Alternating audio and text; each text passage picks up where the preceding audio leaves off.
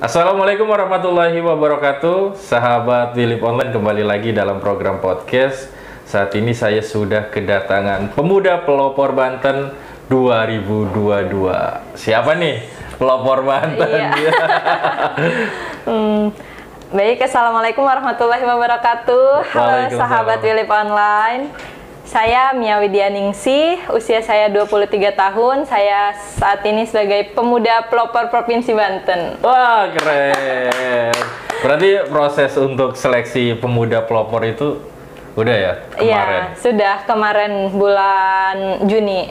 Bulan Juni. Iya, Nah, betul. setahu saya nih di pemuda pelopor itu kan banyak kategori. Kalau Mia ngambil kategori Di bidang inovasi teknologi. inovasi teknologi, pantesan nih ada banyak peralatan, kayaknya mau ada praktek nih. Iya dong. Tapi harus. sebelum kesini ya, biar sahabat Philip Online juga penasaran ini apa sih gitu. Iya, Saya lebih penasaran prosesnya dulu deh. prosesnya. Bisa sampai menjadi pemuda pelopor Banten, menjuarai kategori teknologi. Iya, betul. Sebelumnya udah seleksi di tingkat daerah juga. Sudah. Dari Dari Kota Serang. Kota Serang menang juara Menang juara 1. dengan ini apa karya yang sama. Iya, jadi di bidang kepeloporan itu memang kita tuh membuat suatu kepeloporan untuk masyarakat gitu. Nah, itu dari tingkatannya memang dari tingkat kota, kabupaten, kemudian ketika menjuarai diajukan ke tingkat provinsi. Nah, dari tingkat provinsi ke nasional. Ini mohon doanya nih. Wah, sedang keren. seleksi untuk ke tingkat nasional mewakili Provinsi Banten. Kalau kemarin persaingan gimana kelihatannya berarti dari 8 kota dan kabupaten se-Banten. Betul. Nah, kemarin itu dari tingkat kota dan kabupaten se-Banten itu terdapat 4 dari bidang inovasi teknologi itu terdapat 4 dan alhamdulillah saya menjadi juara 1 gitu. Mantap. Iya. Bisa kepikiran untuk ikut ini. Informasinya sebelumnya sudah ada berarti ya. Iya. Setiap tahun pemuda pelopor itu ada. Ada. Gila. Dan ini juga ya saya baru tahu informasinya juga karena memang sebelumnya itu kan saya merantau gitu ya. Saya merantau kuliah dan alhamdulillah pada tahun ini ya ada informasi untuk mengikuti kepemudaan pelopor gitu, pemuda pelopor. Kuliah di mana? Kuliahnya sekarang lagi lanjut pasca sarjana di UPI. Di UPI. Bandung. Berarti Bandung ya? Iya. Ya, meskipun tetap pendidikan di Bandung, tapi kegiatan masih di Banten, di iya. Serang. Harus dong mengembangkan Nah, ini di nih. Banten. Belajar nggak apa-apa di luar daerah. Betul. Yang paling penting adalah membangun daerahnya. Ini kan Yes. salah satu karakter pemuda pelopor nih. Yes, betul. Ya kalau bukan pemuda, siapa lagi yang Siapa nanti lagi? akan membangun gitu. Betul. Di pemuda pelopor ada berapa kategori? Ada 5 kategori. 5 Tuh, kategori. iya, Apa aja dari tuh? bidang pendidikan, bidang inovasi teknologi, kemudian bidang sosial, budaya dan agama, bidang sumber daya alam dan pariwisata, kemudian bidang pangan. Banyak banget. Banyak, ternyata. iya. Dan kemarin itu pada tingkat provinsi itu yang mengikuti di bidang inovasi teknologi hanya 4. Sayang banget. 4 wah, berarti perwakilan 4 daerah dari mana ya? Iya, Nggak itu ikut ya? dari Kabupaten Serang. Kemarin sih dari Kota Serang mengirimkan 2 gitu, dan yang satunya itu dari Tangerang. Tangerang. Iya. Tuh. Wah, mantep. Berarti pariwisata, sosial. betul. Ini lengkap banget berarti Banyak dalam kegiatan pemuda pelopor ini. Iya, itu oleh Dinas Pariwisata dan Olahraga Kepemudaan Provinsi Banten. Sebenarnya Dispora. yang menjadi penilaian lebih bagi para peserta ini apa yang dicari? Sebenarnya kan pasti dalam sebuah kompetisi ada kriteria khusus yang mungkin itu akan menjadi nilai lebih bagi peserta yang kemudian menang, menjuarai. Betul. Iya. Kalau di sini tuh sebenarnya dari bidangnya itu dia masuk nggak sih ke dalam bidang tersebut, si karyanya itu, si kepeloporannya tersebut itu. Nah, karena berhubung saya itu di bidang inovasi teknologi dan saya menginovasikan gitu. Menginovasikan biobaterai. Biobaterai. Iya, betul, biobaterai ini biobaterai ini saya namakan bager masuk. Apa tuh bager? Bager masuk itu baterai agar dan tomat busuk. Agar-agar? Iya, jadi ini dari tomat busuk, itu berbentuk gel, berbentuk agar, dan dikemas menjadi sebuah baterai. Saya boleh pegang ya? Iya, ini baterai yang ramah lingkungan, gitu. Bager. Untuk mengurangi limbah B3, gitu. Dan ini kan ya akan menuju Indonesia Emas 2045 ya pastinya, gitu. Dari berarti sebuah bio penelitian. Ya? Iya, alami. Iya, betul. Jadi ini memanfaatkan limbah-limbah kita olah kembali, gitu. Dari tomat busuk, kemudian dari karagenan, dan ini juga cangkangnya itu masih menggunakan baterai bekas. Gitu. Berarti baterai yang dulu dibuang. Iya. Kalau nggak salah ada karbonnya atau apa sih? Iya, elektrolitnya. Nah, itu kalau misalkan kita dibiarkan begitu saja, itu bakalan mencemari lingkungan karena limbah baterai itu termasuk limbah B3. B3 kan cukup bahaya juga ya untuk bahan lingkungan. Berbahaya dan beracun gitu. Nah, sekarang itu kan perangkat alat elektronik itu semuanya menggunakan baterai ya, sebagian besar itu. Nah, ketika sudah tidak digunakan, mau dibuang kemana gitu. Udah lempar aja biasanya ke tempat sampah ya. Iya, makanya itu kan kita harus prihatin gitu. Kita harus waspada bahwa limbah-limbah tersebut itu mengandung bahan berbahaya dan beracun, sehingga bisa mengkontaminasi tubuh kita, lingkungan itu. Jadi berdampak bagi kesehatan manusia dan lingkungan juga. Iya.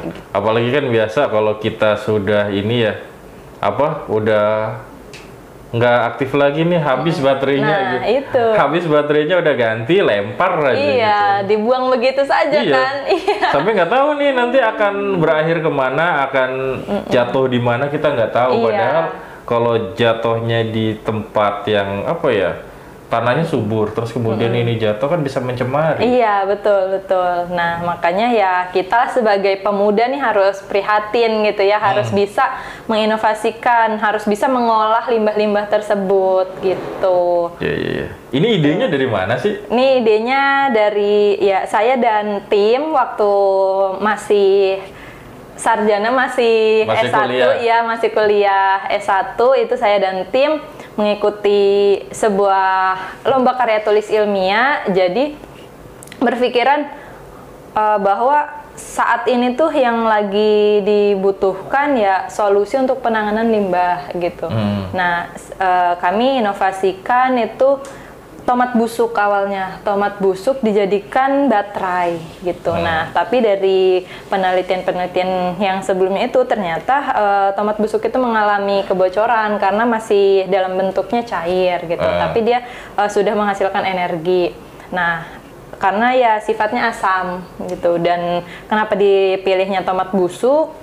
Ya, tomat busuk itu kan rentan akan kebusukan dan pH-nya juga dia asam gitu, sehingga bisa dijadikan sebagai elektrolit. Nah, kemudian dari situ kami ikut sertakan pada lomba karya tulis ilmiah, dan selanjutnya itu kami inovasikan lagi si tomat busuk ini dengan ampas kelapa. Ampas kelapa, iya. Nah, di ampas kelapa ini supaya penyerapan gitu, supaya tidak terjadi kebocoran. Itu diikut sertakan pada lomba karya tulis nasional juga di IPB juara 2. Nah, di situ ternyata masih terdapat mengalami kebocoran gitu. Nah, dari situ ya kami terus berinovasi gitu, tidak berhenti di situ saja gitu. Terus melakukan percobaan bahan-bahan baru. Wah, eksperimennya luar biasa ini. Dan ini yang terakhir itu bager masuk ini. Jadi dalam bentuk, dikemas dalam bentuk gel agar si tomat busuknya ini, supaya dia padat gitu dan stabil. Dan ini diikut sertakan juga sebelumnya di tingkat LKTI tingkat nasional itu di ITB menjuara juara 1. Ya itulah prosesnya gitu. Iya, dari karya tulis saja mendapatkan 3 kali juara. Iya. Dan selalu menang, kemudian ketika lulus balik lagi ke Banten diikut sertakan. Tapi kan ini bukan karya tulis ya, tapi langsung ke praktek. Iya betul, ke peloporan. Jadi ini tuh untuk kedepannya seperti apa gitu. Jadi ini bisa digunakan nggak pada masyarakat gitu. Keren banget. Oke, kuliah di luar daerah ya, di Bandung, berprestasi di sana. Tapi ketika balik lagi ke Banten, mampu menorehkan prestasi yang luar biasa. Sekarang menjadi pemuda pelopor. Yes. Dan ini langkah selanjutnya sih memang kita terus publikasikan kepada masyarakat sekitar, dan harapannya kedepannya itu bisa menjadi sebuah produk lokal industri biobaterai gitu. Nah, untuk dikomersilkan secara luas. Wah, kalau dikomersilkan berarti dapat hak kekayaan intelektual. Iya, Udah didaftarkan belum? Yang HK itu, yang hak paten itu baru tomat busuk yang pas awal gitu. Nah, yang ini belum. Gitu. Kalau ini sampai diproduksi, terus kemudian dipasarkan, dapat royalti luar biasa. Iya. Gila ya, inilah sebagai pemuda yang lagi proses belajar, kemudian melakukan banyak eksperimen sampai menemukan penemuan-penemuan kayak gini ya. Iya, betul. Kelihatannya sih, oh iya dari tomat busuk, tapi sisi lain tomat busuk ternyata bisa menjadi tenaga listrik. Iya, betul. Nah, itu jadi kita juga memang butuh kerjasama dari berbagai kalangan, instansi atau ya investor gitu kan, untuk membangun sebuah produksi ini di Banten. Gitu. Produksi. Biobaterai. Kalau kemarin pada saat penilaian dari juri ada yang komentar nggak sih? Komentarnya apa gitu? Iya, ada. Jadi kalau ini ya komentarnya karena masih mengalami arusnya itu masih sedikit, dan memang kita harus kembangkan lagi, makanya ini masih dalam bentuk penelitian juga gitu. Dan untuk kedepannya itu ya kalau bisa harus bisa dikomersilkan kepada masyarakat gitu, berdampak positif kepada masyarakat. Itu dampaknya gitu. Karena ini juga lagi eksperimen. Iya, betul. Makanya ya keren pokoknya. Dan memang kita terus berinovasi gitu kan, terus mengembangkan gitu hingga produk ini benar-benar layak untuk dikomersilkan. Begitu. Berarti kalau untuk agar-agar itu hanya untuk mengikat? Atau agar-agar sendiri memiliki energi untuk menghantarkan atau menambah arus listrik? Enggak, jadi kalau misalkan untuk karagenannya itu sendiri, dia hanya zat pengemulsinya aja gitu. Nah, dari hasil penelitian tersebut ternyata yang paling stabil itu di karagenan dengan konsentrasi 2%. Gitu. Wah, itulah. Padahal kalau untuk agar-agar ya di daerah Bojonegara kan banyak juga tuh rumput laut. Bisa kerjasama dengan masyarakat Pulau Panjang yang membudidayakan ini rumput laut. Iya. Terus kemudian diproduksi jadi agar-agar, bisa buat ini juga. Bisa gitu. Lengkap sebenarnya. Iya, lengkap karena ya memang sumber daya alam di Indonesia ini sangat-sangat luas gitu kan, sangat kaya. Sangat kaya sekali. Jadi banyak tenaga listrik alternatif dari alam ini gitu. Tidak hanya dalam bentuk yang bisa mencemari lingkungan, menggunakan bahan kimia, ternyata dari produk bio yang alami pun ada, termasuk dari tomat busuk gitu. Tomat busuk, iya. Tomat busuk kan banyak ya. Banyak banget gitu kan. Ya, apalagi kalau misalkan nanti ini jadi sebuah produk, ya entah akan mengalami kenaikan tomat gitu.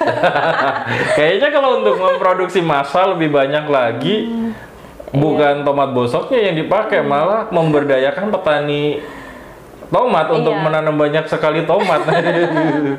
Ya daripada tomat nanti pada saat musim gagal panen kan, terus atau pada saat musim biasanya justru harganya akan turun gitu. Iya, betul. Nah ini kan kalau bisa dipakai buat pembuatan baterai, iya. akan punya nilai sendiri bagi para petani tomat petani ya. tomat, ya, betul.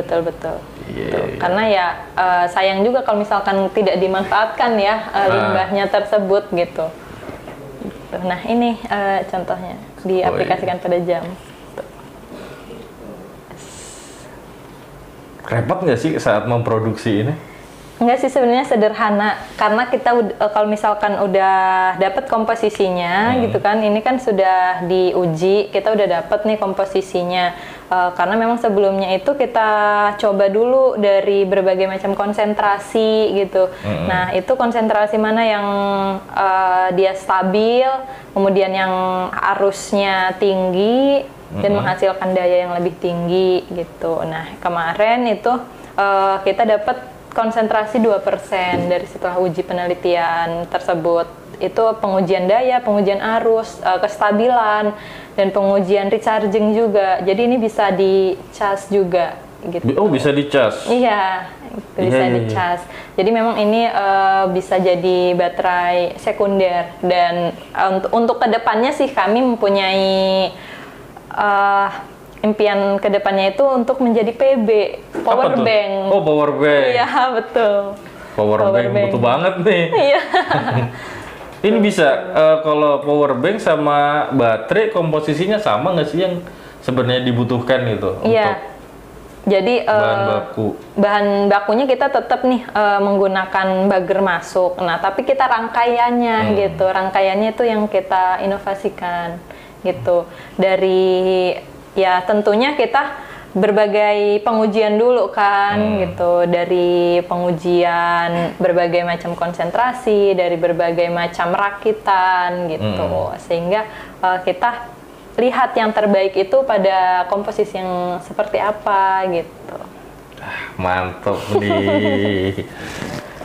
Apalagi ya mengenai peralatan cukup sederhana sih sebenarnya. Cukup sederhana, iya. Kalau untuk memproduksi satu ini dibutuhkan berapa lama? Kalau satu ya paling cuma pemanasan ditambahkan karagenan, tentunya nanti ada timbangan juga gitu. Iya. Untuk kombinasinya paling hanya 5 menit itu sudah menggumpal gitu. Cepet ya? Iya. Tapi kalau untuk proses kan kalau proses skala besar. Ya mungkin sampai 20 menit atau 30 menit tergantung banyaknya. Percobaan udah dilakukan berapa kali nih? Pasti kan nggak gampang dong sampai menjadi produk ini gitu. Karena melewati eksperimen, percobaan yang pasti pernah gagal gitu. Iya, betul. Nah, itu kan makanya dari yang penelitian-penelitian sebelumnya itu mengalami kebocoran, kemudian mengalami self recharging juga. Nah, itu kita tetap mencari gitu kan, mencari supaya baterai ini dia dayanya besar, kemudian arusnya juga tinggi gitu, dan kestabilannya juga gitu, sehingga kita nanti didapatkan sampai date baterainya kuat sampai berapa lama sih baterai ini gitu. Iya, mantap nih. Nah, setelah ini kan akan ke tingkat nasional. Pemuda Pelopor Banten kemudian akan bertemu dengan teman-teman dari Nusantara yang lainnya. Betul. Ada perbaikan nggak sih mungkin peningkatan inovasi sehingga produk ini tidak mau kalah saing nih sama teman-teman yang dari daerah-daerah lain gitu? Nah, untuk peningkatannya ini kami memang lagi publikasi dan terus sosialisasikan kepada masyarakat bahwa baterai ini sudah bisa diaplikasikan gitu. Diaplikasikan pada jam, pada remote yang bisa menggunakan baterai AA. Dan sekarang lagi tahap untuk pencarian kuat arusnya gitu. Betul. Kuat arus supaya lebih tinggi dan tahan lama begitu. Nah, iya, mengenai tahan lama, kira-kira ini habis berapa hari? Nah, kalau ini kita baru dicoba dalam jangka waktu 3 sampai 7 hari gitu. 3 sampai 7 hari, tapi bisa dicas kan? Iya, gitu, bisa dicas. Nah, karena bisa dicas juga kan ini akan mengurangi pembelian dan masih tetap aman sih sebenarnya gitu. Iya, betul. Gitu. Ketika kenapa tadi? Dan ini juga sebenarnya dari packagingnya masih manual banget, makanya nanti dibutuhkan ya karena ini masih dengan kesederhanaan alatnya gitu. Kita masih menggunakan secara manual gitu. Nah, nanti untuk kedepannya ya kita pengen packagingnya juga lebih rapi gitu kan, lebih nanti bisa bagus lah, lebih indah gitu. Lebih indah. Punya merek sendiri pastinya. Ya, betul. Punya merek sendiri. Nah, untuk persiapan ke tingkat nasional dari pihak Provinsi Banten selalu memberikan dukungan pembinaan karena kan pasti membawa nama baik Provinsi Banten, pasti hasilnya pengennya baik gitu. Iya, betul. Nah, kemarin 2 minggu yang lalu juga sudah ada pembekalan dari tingkat Provinsi Banten untuk persiapan presentasinya, kemudian untuk persiapan fact finding gitu kan, survei lapangan, karena nanti itu akan disurvei lapangan dulu sebelum kita presentasi ke tingkat nasional gitu. Nah, dari situ ya di grup juga kita selalu komunikasikan persiapannya sudah sampai mana seperti itu, dan sudah dipublikasikan kemana saja gitu kan, kegiatan-kegiatannya selalu dipantau juga gitu. Ya, berarti langsung sesama para pemuda pelopor. Pemuda pelopor ini harus saling support. Iya, betul. Jadi kemarin itu ya alhamdulillah dari Kota Serang itu mewakili 4 bidang, yang satu dari Tangerang. Itu. Jadi bidang pendidikan, bidang SDA pariwisata, bidang inovasi teknologi dan sosial agama gitu. Dan bidang pangan itu dari Tangerang. Dan besok itu akan ada kegiatan pembekalan juga, pembinaan pemuda pelopor dari Kota Serang. Gitu. Wah, sukses deh. Kira-kira ke nasional kapan? Udah ada ketentuan waktu? Kalau ketentuan waktunya bulan Juli ini sih masih tahap fact finding, jadi masih nunggu informasi untuk disurveinya. Karena memang dari dari tingkat nasionalnya itu kan nggak hanya di Banten aja, baru beberapa daerah lah gitu. Oh, berarti nunggu semua provinsi selesai baru ke tingkat nasional. Betul. Oke, Mia, terima kasih sudah berbagi cerita menarik ini tentang pemuda pelopor Banten tahun 2022 bidang teknologi. Iya, inovasi teknologi. Inovasi teknologi, semoga nih dari karya Mia kemudian bisa dikembangkan lagi dan diproduksi sehingga menjadi alat atau bahan energi yang ramah lingkungan. Betul. Oke. Terakhir statement closing apa yang mau disampaikan oleh Mia? Ya, statement closingnya untuk para pemuda ya, untuk para pemuda, mari kita tetap berinovasi, bergerak untuk Indonesia khususnya, dan masyarakat kita harus berguna dong untuk masyarakat gitu. Amin ya, itulah peran pemuda, harus bisa membangun daerahnya. Iya, kalau bukan kita siapa lagi? Iya, siap. Yes. Sukses nanti sampai ke pemuda pelopor nasional, Mia, dan semoga apa yang sudah menjadi temuannya, yang sudah diteliti, ini bisa bermanfaat untuk masyarakat. Amin. Amin. Iya, mohon doanya untuk seluruh sahabat Willip Online. Baik, sahabat Willip Online, terima kasih sudah menyimak obrolan kami. Sampai jumpa pada program podcast selanjutnya. Saya Mang Pram, pamit undur diri. Assalamualaikum warahmatullahi wabarakatuh. Terima kasih, Mia. Terima kasih, Mang Pram.